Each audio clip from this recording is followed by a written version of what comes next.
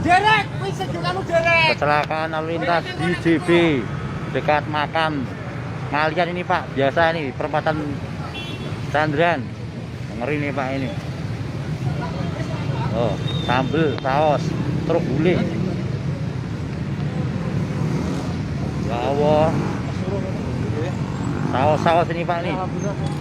Kecelakaan lalu lintas terjadi di Jalan Lingkar Salatiga, Senin, tanggal 3 Januari tahun 2022, pagi. Kejadian melibatkan kendaraan kontainer dan truk tangki. Pantauan Tribun Jateng, muatan berupa boks botol berserakan memenuhi jalan di sekitaran lokasi kejadian. Belum diketahui kronologis maupun faktor utama penyebab kecelakaan tersebut.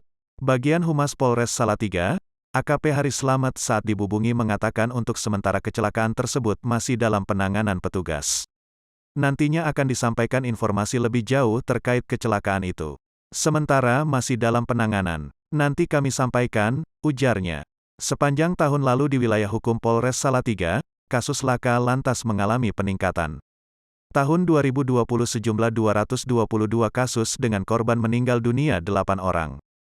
Sedangkan untuk tahun 2021 terjadi peningkatan menjadi 242 kasus dengan korban meninggal dunia 18 orang. Namun untuk jumlah pelanggaran mengalami penurunan dari 17.443 menjadi 11.893.